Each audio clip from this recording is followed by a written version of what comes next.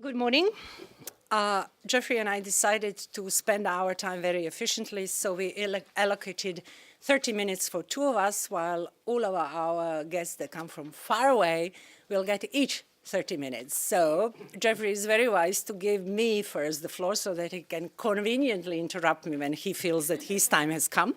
But I have a little disclaimer or claim to make, because we always fight about the gender equality. And this morning as well, we said, oh, he says always, Nena, you should be one of the working groups chairs, because we need more women. And I said, no, I don't want to chair the group. So yes, we tried, I refused, and we did not have time for more gender equality. But then being me, I also thought, I'll claim more speaking time. So it will be some sort of gender equality, but on my terms. So yes, Jeffrey, please, I will invite Jeffrey to join in the discussion as well. And we want to make this 30 minutes actually quite dynamic and more to show you what is the guarding and guiding thought why this particular conference has this title. Each of our master classes since 2014 actually has a annual topic which we tried to sort of integrate as a component parts of the much bigger picture of international criminal law and legal and extra-legal impact, intended and unintended, of these new, quite novel legal responses to mass atrocities since the end of the Cold War. So I'm not going into the history of masterclasses. Many of you were part of this. You are living history, how it went. But I would like to explain why this particular topic and why this particular setting here. As we now have a very interesting crowd of almost 200 alumni, in quite a short period of time, we felt that masterclass would not be enough and that we have to find in a very organic way different form and formats how to involve in our alumni in some sort of growing movement, not in numbers, but also in conceptualization and thinking about this topic. And this year, we decided for first time to have a small tryout of the same topic we are going to offer in Dubrovnik at the IUC as a 2 weeks program.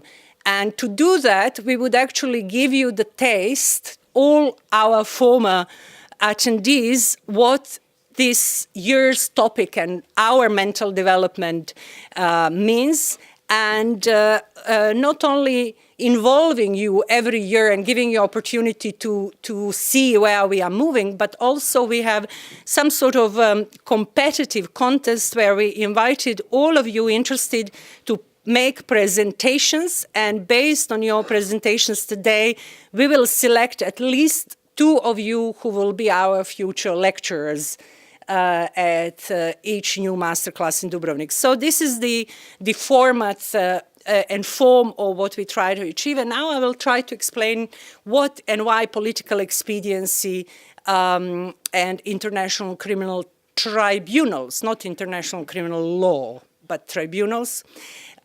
When one looks up Webster dictionary or any other etymological dictionary or English language, then we see that political expediency is very often defined or described as the doing or consideration of what is of selfish use or advantage rather than of what is right or just.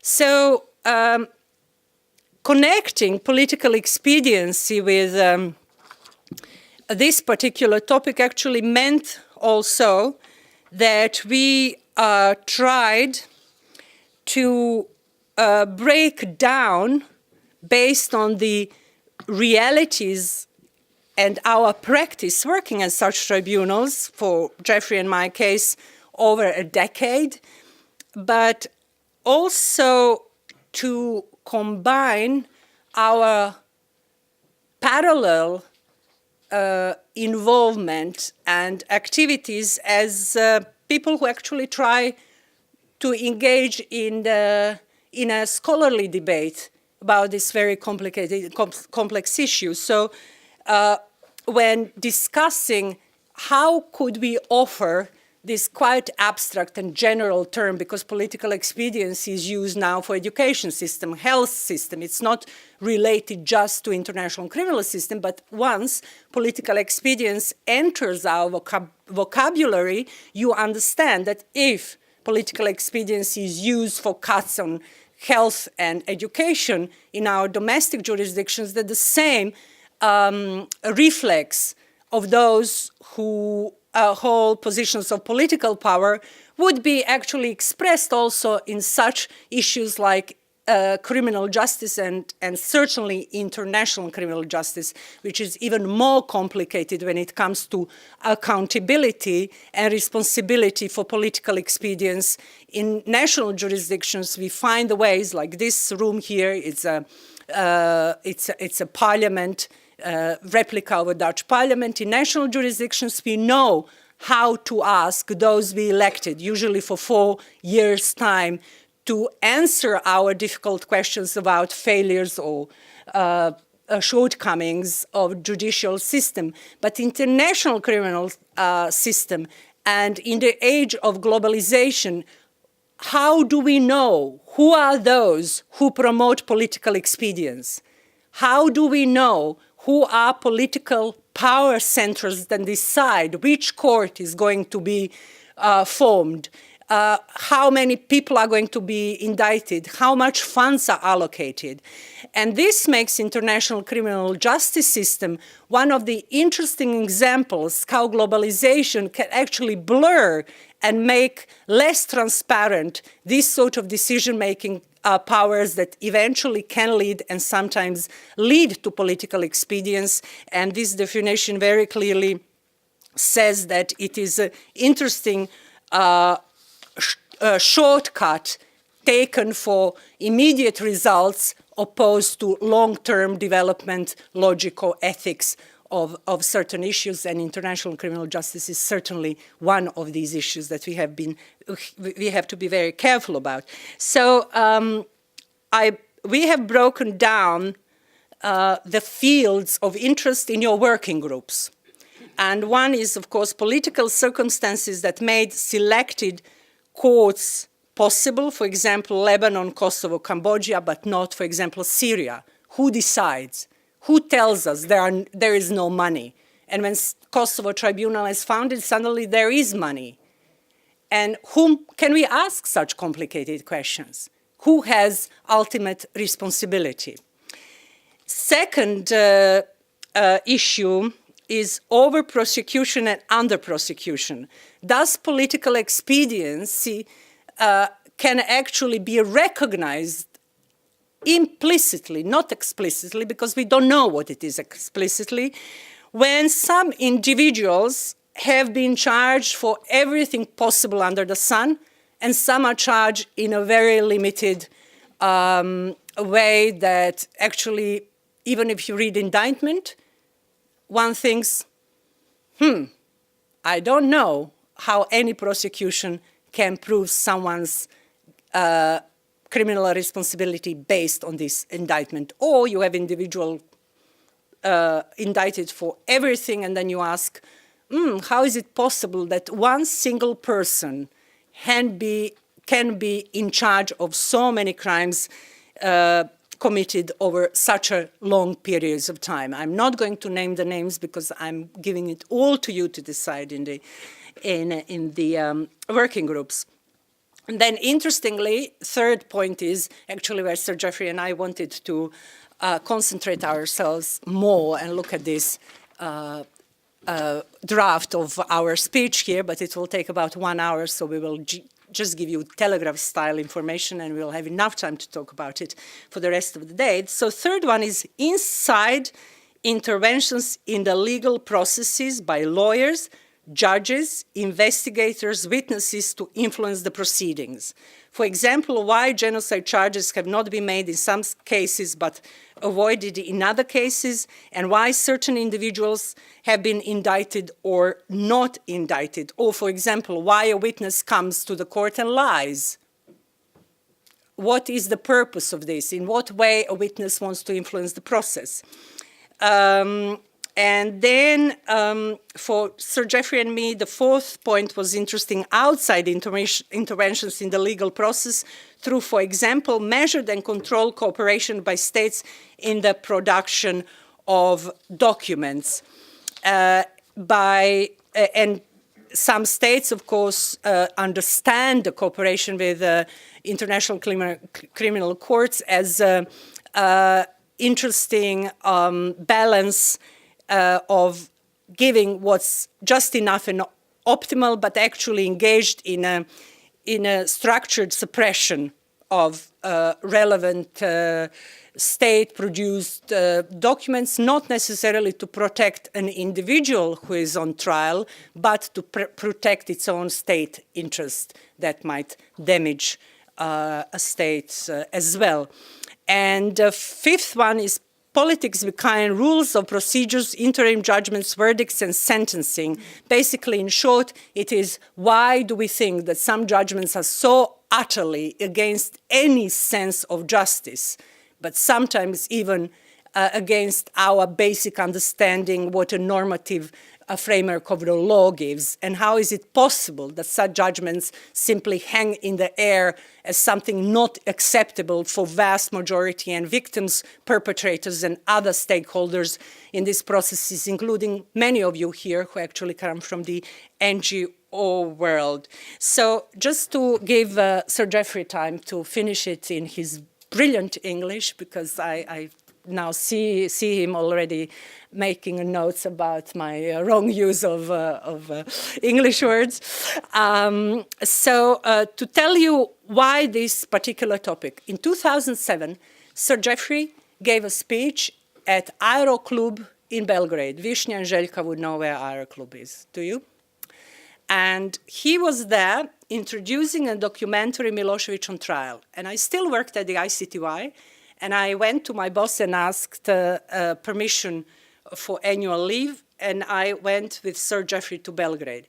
And because at the time, Sir Geoffrey was not, around 6 months, he was free of his UN uniform.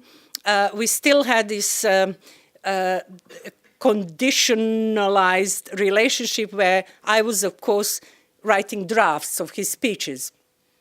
And very often it's the case in UN, it's very often everything you do is a joint effort. You never are author one document. And because I was so interested in a term at that time in my academic work, what political trials are and what political processes are, I actually weaved into his speech that Milošević trial and all international criminal trials are actually political trials. And we were talking to very interested audience, but very liberal, die-hard human rights defendant audience. And one of them, who wasn't even there, went immediately to the radio, Serbian and told on Geoffrey and said, Sir Geoffrey Nice Geoffrey Nice was saying that Milošević trial was a political trial. And there was a very negative reaction to this. And then I went back to my academic study and wrote a whole chapter of about 20 pages to explain that if one deals with political crimes, the trials will always be political trials, but they are different than politicized trials and are completely different from show trials.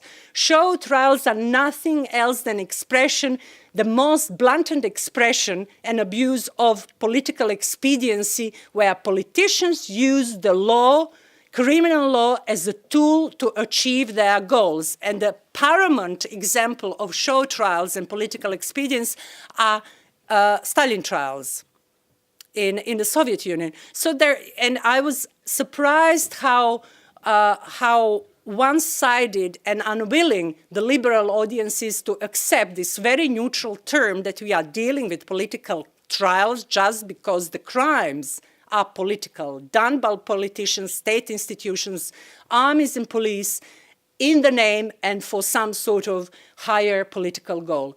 So this is 2007. 2015 seems to be a complete change. I am now witnessing and reading so many academic works on relationship between law and politics. So we here, who can witness from our own experience how it was actually to open up this discussion, are very glad to see a generation of young students that come to Dubrovnik. We do not need even to explain anymore the difference between political trial, show trial, and then I offer through my research on the trials a term which is called transformative trial, which I borrowed from this wonderful Israeli law scholar, Leora Bilski, where when we move even to more neutral term that actually offers many more possibilities to explain what we are doing now and what is relationship concretely between the legal profession, between scholars, between legal profession and the society, these trials actually to send the message. So I'm very pleased at this point to ask Sir Geoffrey to continue what I've said now, saying that if I would need to summarize the state of affairs in professional and academic writings and thinking about the topic, I would say the following. This is a unique situation where I have many more works done by practitioners explaining descriptively what the system was and how it worked, and that we have, for the first time since I'm in the field, a strong sense that theoretical framework is immensely lacking. So yes, we have lots of experience, but what we need to do is to conceptualize it, find some more abstract umbrella way to conceptualize what is actually happening and how we can use it to better our lives. Thank you.